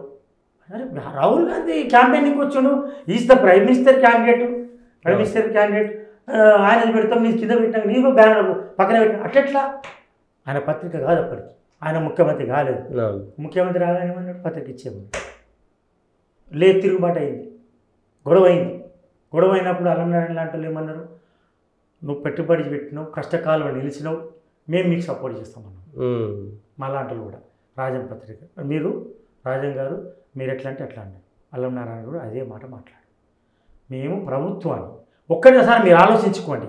రాజ్యానికి వ్యతిరేకంగా మనం పోతున్నామా, రాజ్యానికి వ్యతిరేకంగా నిలబడతాడా అని అడిగిండు ఆయన. మేము మీటింగ్లో ఉన్నాం, నేను కూడా ఇంటర్వ్యూ మీటింగ్ ఉన్నాం, చాలా డిస్కషన్స్ నడిచినాయి. I was close associate with అలా నారాయణ. ఆయన ఒకటి అడిగాడు, రాజ్యం అక్కడ కేసీఆర్ రాజ్యం, ఇక్కడ రాజ్యం ఉంటాడా, రాజ్యం ఉంటాడా? రాజ్యానికి నువ్వు వ్యతిరేకంగా పోరాడి నువ్వు పత్రిక నిలుపుతాంటే మేము త్యాగం చేయడానికి సిద్ధంగా ఉన్నాం. కానీ మీరు నిలబడతారా? మా మీడియా మొత్తం మారిపోయింది, విషపత్రికలు కాదు, పెట్టుబడి మొత్తం రాజకీయ పార్టీలు, సాక్ష్యం చూస్తున్నాం, అన్నీ చూస్తున్నాం, అన్ని పత్రికలు మారిపోయినాయి. ఈ పరిస్థితుల్లో ఉంటావా? రేపు అడ్వర్టైజ్మెంట్ కావాలి మనకు, ప్రభుత్వం నుంచి మనకు మద్దతు కావాలి, లేకపోతే మనం నిలబడం. నువ్వు ఎట్లా నిలబడితే మేము అట్లా నిలబడతాం, నువ్వు పతనమైనా మేము నీ ఎంబడే ఉంటాం చెప్పింది అల్లం నారాయణ గారు. This is fact. ఓకే. అప్పుడు శేఖర్ రెడ్డి గారు ఉంటే గడ్డ అసలు ఆయన సరే ఓకే సంథింగ్ రా, అటు ఇటు 2 వర్గాలు అయిపోయినాయి. అప్పుడు ఏమైంది, రాజ్యం వాజ్ అండర్ ప్రెషర్. పోయిడు కేసీఆర్ గారు పత్రిక ఇచ్చేయని ఆయన అన్నాడు. 1 ఫైన్ మార్నింగ్ టిఫిన్ చేసుకోండు, టిఫిన్ చేసి రాజం గారు నీ శాఖలో ఉన్న పత్రిక ఇస్తావా అంటే ఇచ్చింది సార్, ఏం చేయాలి అంత ప్రెషర్కి వచ్చింది. ప్రెషర్లో రాజకీయ పార్టీలు కాదని, అధికార పార్టీలు కాదని, పత్రికలు నడిపే పరిస్థితి లేదని ఆ రోజు రాజం నిరూపించాడు. రాజం పోయింది. అప్పటి నుంచి నాలాంటి వాళ్ళు అప్పుడు ఊరిక మారడం ఎందుకని అట్లా కుక్కిన పెయిన్లాగా రాసుకుంటూ కూర్చొని పత్రికకు భజన చేసుకుంటూ ఉన్నాం. కొన్ని రోజులు ఎన్ని రోజులు చేయగలుగుతాం, చేయలేము. ఆ పత్రిక ఈ సాక్షి కొంత అంతో ఎంతో చంద్రబాబు సూర్యబాబు పత్రికలు వార్తలు వచ్చినాయి. మొన్నటి వరకు చూసినాను నేను జగన్ పత్రిక. కానీ ఎప్పుడైతే కేసీఆర్ పత్రిక తీసుకుంటూ వర్బాటం కేసీఆర్ ఏమనుకుంటున్నాడు, ఏం మాట్లాడుతాడో అది జాలు వారినట్టు అక్కడ రావాలంతే. ఆ పత్రిక ఆయన పంచోతని కూడా పంచోత రావాలంట. అంత పతనావస్థకు చేర్చాడు నమస్తేలో అంటే పత్రికలు. ఆయన ఏం రాసిండు, ఏం మాట్లాడాడు, ఈడియట్ అంటే కూడా ఈడియట్ మరి ఇట్లా రాయాలన్నా సార్ అని అడిగితే ఈడియట్ రాయాలన్నా వద్దా మళ్ళీ ఆయన అడుగుదాం. ద బ్లడీ ఫెల్లో అని అన్నాడు అనుకో, బ్లడీ ఫెల్లో రాయాలన్నా మరి ఎట్లా సార్ను కన్ఫర్మ్ చేసుకుంటే 3 గంటలు పడుతుంది ఆ వార్త మనకి ఆయన కన్ఫర్మ్ చేసుకొని రాయడానికి. బ్లడీ ఫెల్లో బ్లంట్లీ సేయింగ్ అనే కొత్త పదం. ఐరన్ లేదు, ఐరన్ అనేది కొట్టేస్తే నేను మోడీ అంటే ఐరన్ అంటే రాయాలన్నా వద్దా సార్ అంటే నో వర్బాటం అనే కొత్త స్కీమ్ వచ్చింది. ముఖ్యమంత్రి ఏం మాట్లాడాడు, కేటీఆర్ ఏం మాట్లాడాడు, హరీష్ రావు మాట్లాడాడు, అవన్నీ వర్బాటంలో రావాలి. ఇది సాధ్యమయ్యే పైన ఎన్నో మాటలు మాట్లాడుతారు. అటువంటి కొత్త శకానికి తెరదీసింది. అదేమో రాజకీయ పార్టీ డైరెక్ట్ ప్రభుత్వం నడిపింది పత్రికను, ఇక్కడ డైరెక్ట్ ప్రభుత్వం నడిపింది పత్రికను. ముందు కేసీఆర్ నడిపి పత్రికను వదిలేసి ఆయనకు అప్పచెప్పాడు, మనకు గుంజుకోండి. అప్పటికేమైంది, రాజ్యం ముందు రాజ్యం నిలవలేకపోయింది, తలొగ్గాల్సి వచ్చింది. ఇది తెలుగు పత్రిక, తెలుగు జర్నలిజంలో చోటు చేసుకున్న విష పరిణామాలు కావచ్చు, విపరిణామాలు కావచ్చు. కానీ ఇప్పుడు వాళ్ళే మెయిన్ స్ట్రీమ్ మీడియా ఉండేవాళ్ళు సోషల్ మీడియా వచ్చిన తర్వాత చాలా దారుణంగా ఉండే పరిస్థితులు, ఏది పెడతా చేస్తున్నారు అనేటువంటిది వచ్చింది. ఇప్పుడు ఆ మెయిన్ స్ట్రీమ్ మీడియా ఏ మెయిన్ స్ట్రీమ్ మీడియానో సమాజం తప్పుదో పట్టిస్తుందో కేవలం వార్తలను వాళ్ళ వార్తలు రాసుకుంటారు. సరే ఈనాడు వాళ్ళు ఏం చెప్తారే వార్త, ఈనాడు ఆంధ్రజ్యోతి కొన్ని పత్రికలు వార్తలు రాస్తున్నాయి, కొన్ని సాక్షి కూడా రాస్తుంది అనుకో, వార్తలు రాస్తారు. వాస్తవాలను రానియరు. మనం వాస్తవం ఏంది, వార్త వేరు, వాస్తవం రాస్తే రానియరు. ఇప్పుడు ఎంత దీన పరిస్థితి అంటే 1 or 2 పత్రికలు మనం ఊకే తీసుకోవద్దు పేర్లు తప్ప. ఇది ఏ మేనేజ్మెంట్ కింద పత్రిక, కాంట్రిబ్యూటర్ చెప్తాడు ఏ పత్రిక ఏ వార్త రాయాలని. నువ్వు వార్త రాదండి, నేను కేసీఆర్ దృష్టిలో తీసుకుని వార్త రాస్తాను ఒకటి, లేదు జగన్ దృష్టిలో వార్త తీసుకుని రాస్తా, చంద్రబాబు దృష్టిలో రాస్తా. ఇదేం పత్రికలు కింది స్థాయిలో కాంట్రిబ్యూటర్, అదే వాడికి తెలుసు ఏ లైన్ రాయాలి, ఏం రాయాలి, ఏది రాస్తే వార్త పబ్లిష్ అవుతుంది, ఏ వార్త పబ్లిష్ అవుతుంది, ఏ వార్త రాయాలి. ఇంకెందుకు మీరు పత్రికలు, ఇప్పుడు వార్త ఎందుకు? మళ్ళా వార్తలు పోయి ఫస్ట్ వార్తలు వస్తుండే, వార్తలు ఫస్ట్ మొదటి తరంలో మేము రాస్తాం, వార్తలు వాస్తవాలు వస్తుండే. రెండో తరం మేము మారినప్పటికీ, రెండో తరం వచ్చినప్పటికీ, అంటే నా మధ్య తరము, మీది తర్వాత తరం, ఇప్పుడు నవతరం. ఇప్పుడు నవతరం వచ్చిన వాడికి సెన్సేషనల్ రిపోర్టింగ్ తెలియదు. అసలు నక్సలైట్లు, సామాజిక సమస్యలు, ఎట్లా ఆందోళనలు, ఉద్రిక్తతలు, పోలీస్ వార్, పోలీసుల దాష్టికాలు వ్యతిరేకంగా ఇంటర్వ్యాల వార్తలు ఇవన్నీ తెలియదు. టెక్నాలజీ మీద ఆధారపడ్డ పత్రికలు. ఈ పత్రికలకు దీనస్థితికి దిగజారింది మెయిన్ స్ట్రీమ్ మీడియా. ఎప్పుడైతే రాజకీయ పార్టీ చేతులకు పోయిందో, ఎప్పుడైతే జర్నలిస్టు ఒక దశలో బాగా ఎదిగిపోయినారో మీడియా మాఫియా ఎప్పుడు ఒక దశ మీడియాకి సంబంధించినటువంటి వార్తలు ఎవరైనా ఎవరి ప్రయోజనాలు కాపాడుకున్నా వాళ్ళకి సొంత ప్రయోజనాలు కాపాడుకొని కనీసం రాజకీయ పార్టీలు ఒక 50% అయినా ప్రజలకు సంబంధించింది ఇవ్వాలి, ఒక 50% వాళ్ళకి ఇవ్వాలి. కానీ అది కూడా పోయినట్టుంది. అసలు 50% కాదు, 1-2% కూడా ప్రజలకు సంబంధించింది లేదు. కానీ ఒక మాఫియా అంటే కొంతమంది కలిపి ఒక గూడు పుటాన్ని పెట్టుకుని ఒక పెద్ద లీడరు అనుకుంటే మాఫియా అనొచ్చు. కానీ మీడియాలు ఒక మాఫియాగా ఎదగడానికి మారడానికి అవకాశాలు ఉన్నాయా? మాఫియాగా మారిందా, మారబోతున్నదా, మారే క్రమంలో ఉన్నదా? అంటే మాఫియా అంటే మనం ఏమనుకుంటాము మామూలుగా జర్నలిజంలో కానీ ఇక్కడ కానీ వ్యవస్థీకృత నేరాలు ఒకటి దాన్ని కంట్రోల్ చేస్తాడు. డాన్ కావచ్చు, వాడు ఇప్పుడు ఇది ముంబై డాన్ కావచ్చు, చోటా రాజన్ లాగా కావచ్చు, లేకపోతే ఏం పేరు నయీం కావచ్చు. డాన్ అంటే don mafia, don underground don. వాళ్ళు ఎప్పుడు నేరాలు చేస్తారు. నేరాలు చేసే వాళ్ళకు కూడా మీడియా వత్తాసు పలికే పరిస్థితి వచ్చింది. మీడియా ఫస్ట్ మీడియా ఒక కమ్యూనిజం నుంచి క్యాపిటలిస్ట్ బిజినెస్ మ్యాన్కి వచ్చింది. కమ్యూనిజం నుంచి బిజినెస్ వ్యాపారం నుంచి క్యాపిటలిస్ట్ అని పెద్ద బడా క్యాపిటలిస్ట్. బడా క్యాపిటల్ నుంచి రాజకీయ పార్టీలకు బానిస పత్రికలు విషపత్రికలుగా అయిపోయింది. దాని తర్వాత మళ్ళీ రాజకీయ పార్టీలు ఒక ప్యారలల్గా ఇప్పుడు టీవీ అయినటువంటి వ్యవస్థలు పెద్ద అంటే ఒక మాఫియాలను శాసించే విధంగా ఉండే పెట్టుబడిదారులు వేల కోట్లు 100 కోట్ల ప్రాజెక్టులు చేపడుతున్న వాళ్ళు వాటిని నడుపుతున్నారు. మల్టీనేషనల్ కంపెనీలు వాళ్ళు ఎవరో ఏమో అందరికీ తెలుసు.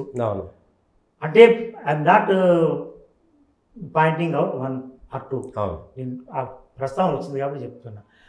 100 కోట్లు 1000 కోట్ల ప్రాజెక్టులు ప్రభుత్వం నుంచి తీసుకుంటున్న వాళ్ళు వాళ్ళు రాజకీయ పార్టీల ప్రయోజనాలు కాపాడుతున్నారు. ఆ పత్రికలు వాళ్ళు ఆర్థిక ప్రయోజనాలు పెద్ద పెద్ద ప్రాజెక్టులను వాళ్ళే, ఇక్కడ ప్రాజెక్టులు వాళ్ళే చేపట్టారు, అక్కడ ప్రాజెక్టులు వాళ్ళే చేపట్టారు. ఇక్కడ మీడియాను కొనుక్కుంది వాళ్ళే, అక్కడ మీడియాను కొనుక్కుంది వాళ్ళే. ఇప్పుడు గతంలో జగన్ అన్నాడు నాకు పత్రికలు లేవన్నాడు. ఎల్లో మీడియా అయిపోయింది, బ్లూ మీడియా అయిపోయింది, రెడ్ మీడియా, గులాబీ మీడియా అయిపోయింది, ఆల్ మీడియాస్ అయిపోయింది. ఇప్పుడు ఏ పత్రికలు ఏమి లేవు. అధికార పార్టీ ఏది ఉంటే ఆ పత్రికలు ఆ పార్టీకి అంత వాడిని. కేసీఆర్ ను డిక్టేటర్ చేసింది, ఉన్నత స్థితికి తీసుకుపోయింది కూడా ఈ జర్నలిస్ట్ ఈ పత్రికలే. దుర్మార్గ పత్రికలు ఏ పత్రికలు తెగనాడినాయి. సోషల్ మీడియా వచ్చినాకనే ఇదంతా టర్న్ అయింది.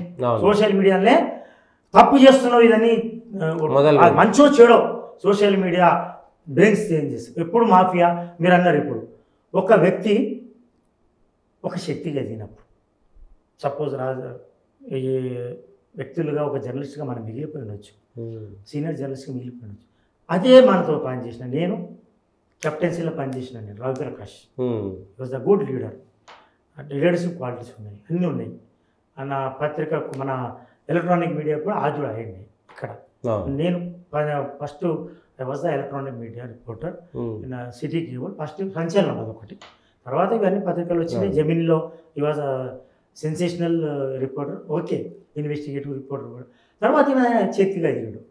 శక్తిగా ఎదిగిన తర్వాత 100 కోట్ల నుంచి ఆయన క్యాపిటలిస్ట్ అయిపోయాడు. అంతే.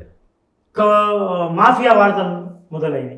రాజకీయ నాయకులు ఎప్పుడైతే రాజకీయ నాయకులు ఒక శక్తిగా ఎదిగిన ఒక వ్యవస్థలో ఒక శక్తిగా ఎదిగిన వ్యక్తికి ఇతర వ్యవస్థలు తోడైతే రాజకీయ అధికార పార్టీ నాయకులు, అధికార పార్టీలు, తర్వాత క్యాపిటలిస్టులు, ఆయన ఇంకేమంటారు బిజినెస్ టైకోన్స్, వీళ్ళందరూ మార్కెట్ శక్తులు ఎప్పుడైతే తోడైతో వాళ్ళు మాఫియాలుగా. మాఫియా డజంట్ మీన్, నా దృష్టిలో మాఫియా అనేది ఒక వ్యక్తి అందనంత స్థాయికి చేరడమే వాడు మాఫియాకు చేరువైన. ఇక్కడ కొంతమంది జర్నలిస్టులు ఈరోజు దీన దయనీయ నీచ నికృష్ట దుర్భర దారిద్ర పరిస్థితుల్లో వెలువడుతున్న ఆయన కుటుంబాలు ఎన్నో ఉన్నాయి. అందులో కొంతమంది శక్తులు ఎదగడం, వాళ్ళు మార్కెట్ శక్తులకు అధికార పార్టీకి అనుకూలంగా ఒక లాబింగ్ మెయింటైన్ చేసి వాళ్ళు ఒక ఆర్థిక శక్తులు ఎదిగింది. ప్రతి వ్యవస్థలో ఉన్నారు. ప్రతి వ్యవస్థలో చాలా మందికి ఇవాళ నేను పత్రికలు చూసినా, మీడియాలు చూస్తున్నా, వాడు 100 కోట్లు సంపాదించాడు. ఇప్పుడిప్పుడే పురుడు పోసుకున్నటువంటి డిజిటల్ మీడియా నుంచి కూడా వచ్చి అట్లా ఎదిగిన వాళ్ళు చాలా మంది ఎదిగిన వాళ్ళు ఉన్నారు. అవును, పతనమైన వాళ్ళు ఉన్నారు. పతనమైన వాళ్ళ దృష్టి మనకు రాదు. రాజకీయ పార్టీలలో సొంత ఆస్తులు అమ్ముకొని ఎమ్మెల్యేలు ఉండి ఎంపీలు కూడా లేదా రాజకీయ నాయకులుగా జీవితాన్ని ధారపోసి వాళ్ళ ఆస్తులను పోగొట్టుకున్న వాళ్ళు మన దృష్టికి రారు. మీడియా దృష్టికి రారు. మీడియా వాళ్ళని చేయరు. అదే సమాజం దృష్టికి కూడా వారు రారు. సమాజం దృష్టికి ఎవరు వస్తారు? ఒక్క మాఫీగా ఎదుగుతున్న వాళ్ళే వాళ్ళ తెర మీద కనబడతారు, వాళ్ళ హీరోలు కనబడతారు. అదే సమాజం దృష్టి కూడా కోణం మారాలి. ఎప్పుడైనా మీరు మీడియా రాజకీయంగా వచ్చిన వాళ్ళను రాజకీయంగా వచ్చి సేవ చేసుకుంటూ తన ఆస్తులను తాకట్టు పెట్టి దీన దయని నీచ నికృష్ట దుర్భర పరిస్థితులు ఇవాళ వెళ్ళగలుగుతున్న వాళ్ళు, వెళ్ళదీస్తున్న వాళ్ళు హీరోలుగా చూపెట్టిందా ఎవడన్నా ఇండియా? మరి ఎందుకండి? రాజకీయ నాయకులు అందరు దొంగల, ప్రజాప్రతినిధులు అందరు దొంగల, మీడియా వాళ్ళంతా దొంగల? అంటే మీడియా వాళ్ళు ఇప్పుడు ఎదుగుతున్నారు, వాళ్ళు వచ్చింది కొన్ని పత్రికలలో, ఇంకా వాడు ఒక్కడే ఎదుగుతే అందరు దొంగలేనా? మీడియా మాఫియా చేతుల్లోకి మీడియా యాజమాన్యాలు పోతున్నాయి, జర్నలిస్టులు పోతలేరు. జర్నలిస్టుల పరిస్థితి ఎందుకు వాళ్ళు చూస్తున్నాం. 14 ఏళ్ళ కింద సుప్రీంకోర్టు తీర్పిస్తే డబ్బులు కడితే కూడా ఇవాళ ప్రభుత్వానికి డబ్బులు చెల్లిస్తే ఆ ప్రభుత్వం ఇవాళ జీవో ఇవ్వలేని పరిస్థితి. అంటే ప్రభుత్వం తొక్కిపెట్టడమే జర్నలిస్టులు, యాజమాన్యాలకు బానిసలుగా పనిచేసే పరిస్థితి జర్నలిస్టులకు వచ్చింది. ఆ జర్నలిస్టులలో యజమానులుగా ఎదిగిన వాళ్ళు జర్నలిస్ట్ కనబడుతారు. రవి ప్రకాష్ ఒకప్పుడు journalist, not a journalist, is not యజమాని. ఆయన రాధాకృష్ణ వాజ్ ద జర్నలిస్టు, యజమాని మాఫియాలకు దగ్గర అవుతుందా దూరం అవుతుందా అది వాళ్ళు నిర్ణయించుకోవాలి. ఈ టీవీ 9 పరిస్థితి ఎంత ఉందో, ఎంత దుర్మార్గంగా జరిగిందో అందరికీ తెలుసు. ఓ యాజమాన్యాలు వచ్చి, ఒక ప్రభుత్వాలు వచ్చి లాక్కోవడం, ఆ యాజమాన్యానికి వ్యతిరేకం పోరాడడం, షేర్లు ఇవ్వకపోవడం. టీవీ కూడా అంతే కదా, కమ్యూనిస్టులు తీసుకొని ఒక అధికార పార్టీలు మొత్తం వ్యవస్థను ఉంటున్నాయి. ఈరోజు మోడీ గోధి మీడియా అంటున్నారు. నిజంగా కొన్నాడు కొంతవరకు ఆయన కూడా కమ్యూనిజం నుంచి రైటిజం వైపు మొగ్గు చూపుతున్నాయంటే ఆయన అధికార పార్టీలో అధికారం ఉన్నాడు కాబట్టి మొగ్గు చూపుతున్నాడు. ఇదే మోడీ మెయిన్ స్ట్రీమ్ మీడియా ఏ రోజు మద్దతు చెప్పలేదు. ఎప్పుడు సోషల్ మీడియా ఎప్పుడైతే 2011 నుంచి నాకు పెద్దగా దీని మీద వాట్సాప్ ఎప్పటి నుంచి వచ్చిందో, సోషల్ మీడియా ఫేస్బుక్ లో వచ్చింది, అప్పుడు హీరో ఆయన. ఈ never supported main stream media ఎప్పుడు కూడా రైటిజం కానీ అందులో వాజ్పేయికి సపోర్ట్ చేసిండొచ్చు, వెంకయ్య నాయుడుకి సపోర్ట్ చేసిండొచ్చు, మోడీకి సపోర్ట్ చేయలేదు. సోషల్ మీడియా అనేది ఒక మళ్ళీ బెన్స్ కొత్త చేయలేదు. ఈ రోజు మాఫియాలకు ఎదిగి ఉందంటే మీరు అంటున్నారు మాఫియా డజంట్ మీన్ ఒక వ్యక్తి ఒక అందంత స్థాయికి పోవడం, వ్యవస్థను శాసించే పరిస్థితికి రావడం, అదే మాఫియా.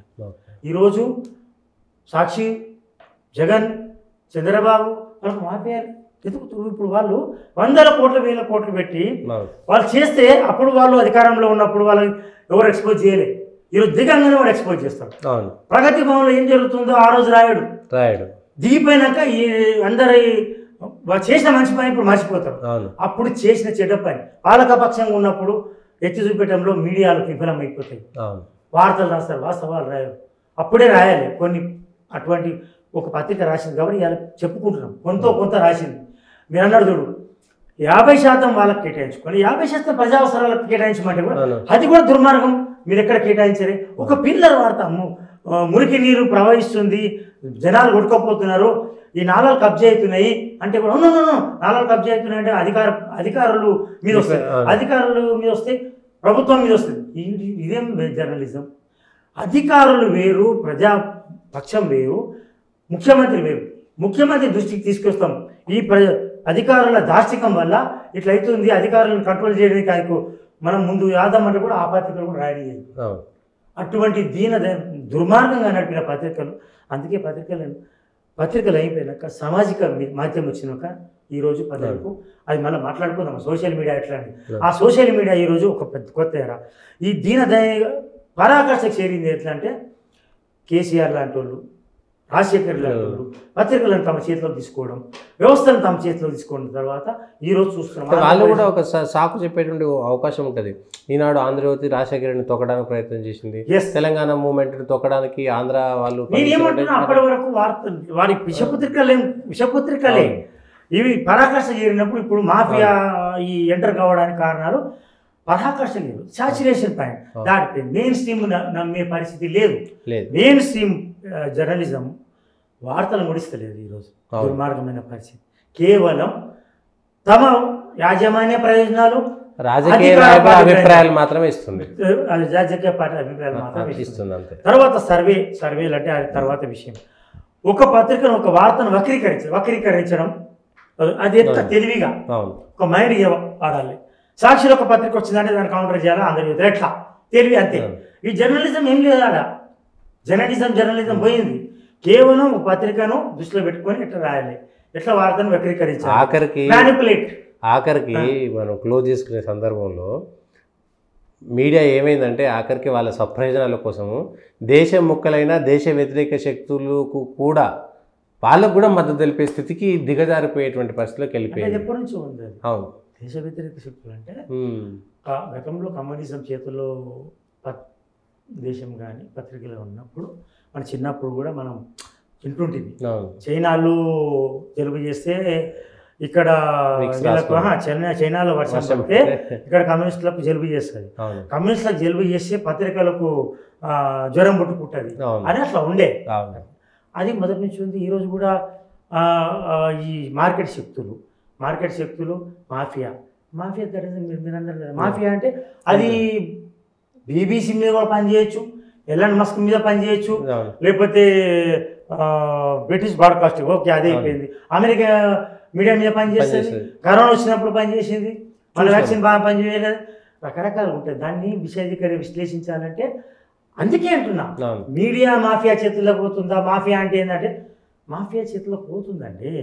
మీడియా అనేది పెట్టుబడిదారుల నుంచి బడా పెట్టుబడిదారు నుంచి రాజకీయ పక్షం అందరూ కలిసి పెట్టుబడిదారు అందరూ కలిసినప్పుడు మీడియా నాకు వివరణ ఏమనుకోండి, మీడియా నథింగ్ బట్ మాఫియా వైపు అడుగులు వేస్తున్నది.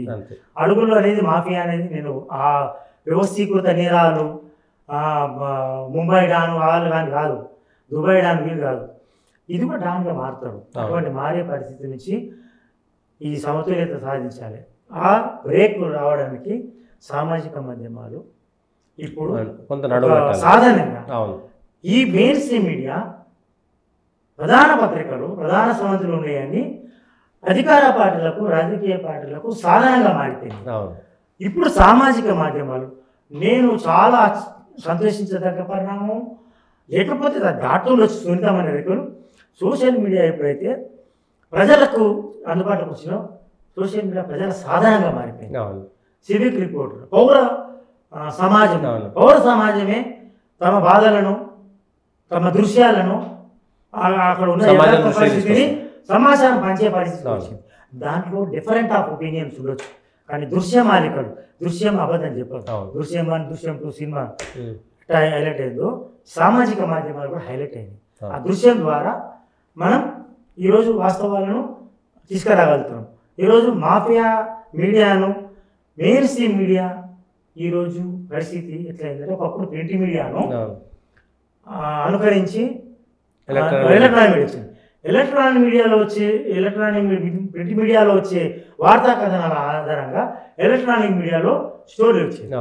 అయితే ఆ తర్వాత ఎలక్ట్రానిక్ మీడియాలో తీసుకొని ప్రింట్ మీడియా రాసే పరిస్థితి అంటే బతకం వచ్చేసింది. ఆ ఎలక్ట్రానిక్ మీడియాపై తర్వాత సోషల్ మీడియా వచ్చింది, డిజిటల్ సోషల్ మీడియా వాట్సాప్ అని పౌరులు రిపోర్ట్ ఇచ్చేది చూసి ప్రయాసం. ఒకటి 5 ఏళ్ల కింద కోనప్ప ఎమ్మెల్యే ఒక వాళ్ళ తమ్ముడు మన ఆదిలాబాద్ అడవుల్లో ఫారెస్ట్ ఆఫీసర్ దాడి చేశారు.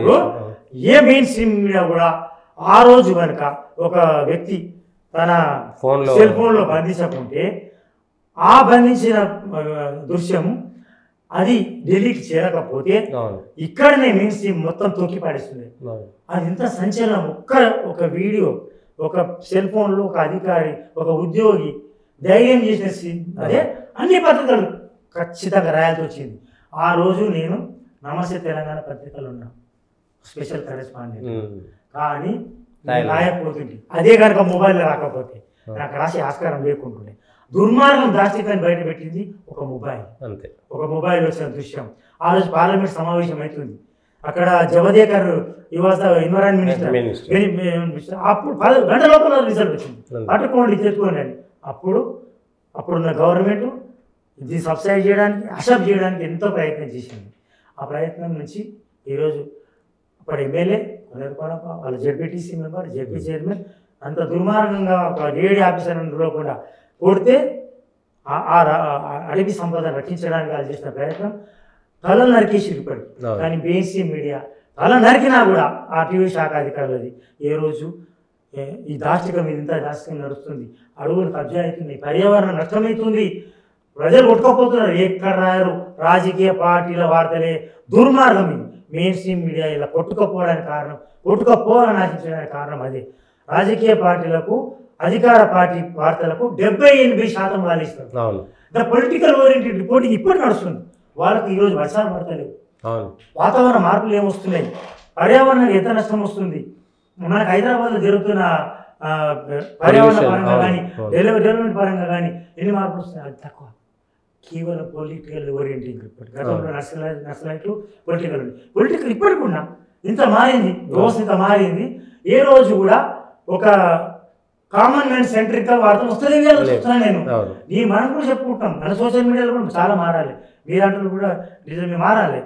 ఈ పరిస్థితులు సోషల్గా వస్తున్న మార్పులు, పర్యావరణం వస్తున్న మార్పులు ప్రమాదం ముందు చెప్పాలి జనాలకు. కానీ అది మెయిన్ స్ట్రీమ్ మీడియా ఇప్పుడు మర్చిపోయింది దుర్మార్గంగా. వాడు ఇంతసేపు ఈ బ్యానర్ రాస్తే ఎంత ప్రయోజనం నాకు, ఎంత.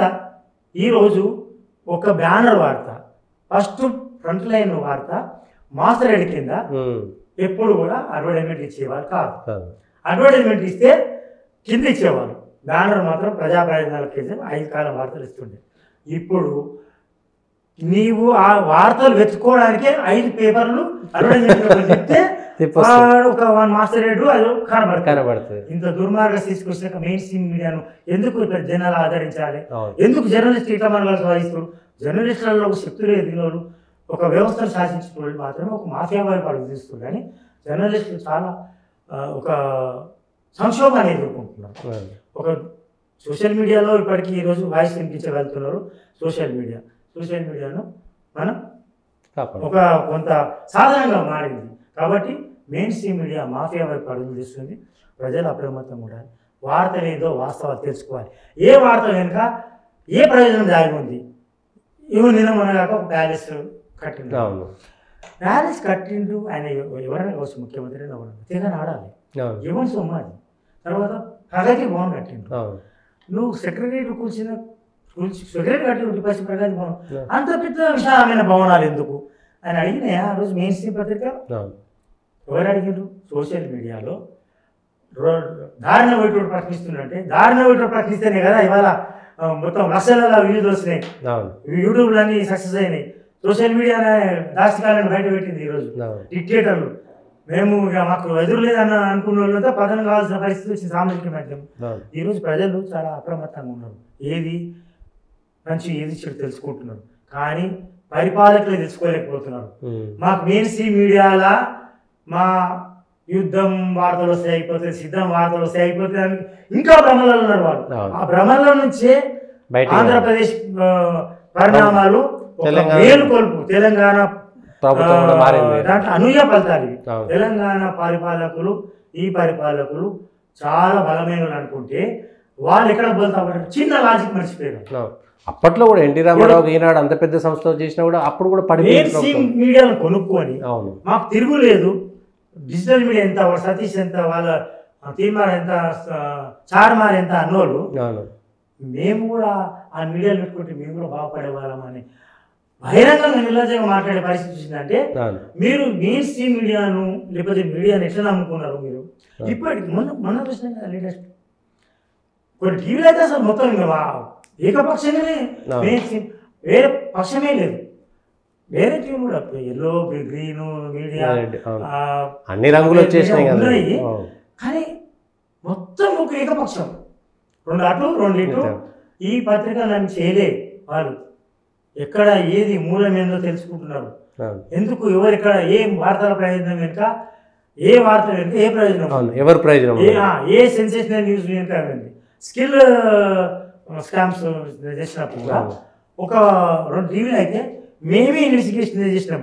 జగన్ లేదు, ముఖ్యమంత్రి లేడు, అక్కడ చీఫ్ సెక్రటరీ లేరు, ఇన్వెస్టిగేషన్ సిట్ కూడా లేదు, మేమే ఇన్వెస్టిగేషన్ చేసినారు. సిట్ రిపోర్ట్ అంతా వాళ్ళు బయటపెట్టారు. ఇప్పుడు కేసీఆర్ మీడియా అయితే మొత్తం ఇక మేమే ఇన్వెస్టిగేట్ చేసినామంటే వాళ్ళు ఇవ్వాలి, వీళ్ళు వేయాలి. ఎక్కడైనా అకార్డింగ్ టు సోర్సెస్, లేకపోతే ఈ సోర్స్లో ఇట్లా అంటున్నారు, ఇది ఎంతవరకు నిజం, ఫ్యాక్ట్ చెకింగ్, కొంతవరకు వాళ్ళకి అధికార పార్టీకి నువ్వు అమ్ముడు పోవచ్చు, ఆ ప్రయోజనాలు కాపాడడానికి నీకు యాజమాన్యం ఒత్తిడి ఉండొచ్చు. కానీ జర్నలిస్ట్ దాన్ని ప్రజెంట్ చేసినప్పుడు ఒక సున్నితమైన రేఖలు ఉంటాయి అనే విషయాన్ని మర్చిపోవచ్చు. ఆ సున్నితమైన రేఖల మధ్యలో మనం జర్నలిజం ఉండాలి, మన పత్రికలు ఉండాలి అనే యాజమాన్యాలు, టీవీలు ఉండాలని గుర్తించాలి. యాజమాన్యాలు కొట్టుకోపోయే పరిస్థితి పోయి ఏ యాజమాన్యాలు కాపాడి 100 కోట్ల ప్రయోజనాలను ప్రాజెక్టులు తీసుకొని ఈరోజు ఏకపక్షంగా రాస్తారు. ఏ పాలకులను వాళ్ళు కాపాడగలిగింది కదా ప్రజలను. ఆ రోజు మనం ఎన్టీ రామారావుని ఎవరు అడ్డుకోగలిగింది ఆయన అధికారం రాకుండా. ప్రజలు ఆ రోజు పత్రికలు ఒక సాధనం, ప్రధాన సాధనం. అవి ఇప్పుడు సాధనం కావు, అంతే. ఒక మీడియా, ఒక వేదిక మాత్రమే. ఈరోజు సామాజికంగా మాధ్యమాలు వచ్చినాయి, digital media, social media, Facebook, Instagram and YouTube, చేతుల సెల్ ఫోన్ దృశ్యం చెప్తుంది. అంతే, మీరు ఎన్ని అబద్ధం చెప్పినా ఆ దృశ్యం అయితే చెప్తుంది. ఆ దృశ్యం మాత్రం, ఆ దృశ్యమే ఈరోజు పాలకుల పాలిట, మాఫియాల పాలిట శాపం అవుతుంది. ఆ సాధనమే, ఆ ప్రజల సాధనంగా మారిన సోషల్ మీడియా ఈరోజు ఒక పరాకాష్ఠకు చేరిన మెయిన్ స్ట్రీమ్ రాష్ట్రీయాలను కానీ, మెయిన్ స్ట్రీమ్ మీడియాలను కానీ చెక్స్ అండ్ బ్యాలెన్స్ సిస్టమ్స్ ఎప్పుడు వస్తుంటాయి. ఈ పాలకులు ఎట్లయితే ఏకపక్షంగా పోయి ఎట్లా పతనమైందో అట్లా మెయిన్ స్ట్రీమ్ కూడా ఏకపక్షంగా పోయి పతనం కావడం, మీడియా చేతుల్లోకి పోయి విలవిలలాడడం, అదే మళ్ళీ ప్రజల చేతుల్లోకి మళ్ళీ ప్రజల పక్షం రాక తప్పదు. ఈ బ్యాలెన్స్ వార్తలు రాయక తప్పదు. వాళ్ళు మన్నడ సాధించాలంటే వాళ్ళు మాఫియా చేతిలోకి వెళ్తున్న వాళ్ళు మళ్ళీ ప్రజల చేతికి రావాల్సింది. ప్రజల చేతిలో పాశుపతాస్త్రాలు ఉన్నాయి, మీ చేతిలో లేవు. అక్షరం అనేది ఆయుధం అయితే ప్రతి అక్షరం వాడు రాసే ఆయుధంగా మారింది. ఆ రోజు యాజమాన్యాల అక్షరం ప్రజల ఆయుధం అనుకో, ప్రజల చేతిలో అక్షరం ఉంది, ప్రజల చేతిలో దృశ్యం ఉంది అనే విషయాన్ని మర్చిపోవద్దు. ఇలాంటి జర్నలిస్టు కూడా, యాజమాన్యాలు కూడా ఎవరు మర్చిపోవద్దు. ఇది ఒక గుణపాఠం. ఈ రాజకీయ పరిణామాలు, రాజకీయ పార్టీలు, లేకపోతే ఈరోజు వచ్చిన వార్తలు కానీ, మాఫియా ఎదుగుతున్నారు, 100 కోట్లు సంపాదిస్తున్నారు కానీ, ఇవన్నీ కూడా ఎక్కడ నిలిచేవి కావు. లాస్ట్కు వాస్తవాలే మళ్ళీ ఊగియాలు వస్తాయో మళ్ళీ వాస్తవాలే వస్తాయి. ఇప్పుడు పాలకులు కూడా తెలుసుకుంటారు అనుకుంటున్నా. ఇప్పుడు ఈ పతనావస్థ నుంచి వాళ్ళు తెలుసుకోవాలి, పతనమైన తెలుసుకోవాలి, పతనావస్థ నుంచి మళ్ళీ ఉత్తానానికి వచ్చిన వాళ్ళు కూడా తెలుసుకోవాలి. ఇది సంక్షిప్తంగా నేను చెప్పేది. ఓకే, థ్యాంక్ యూ మధు గారు.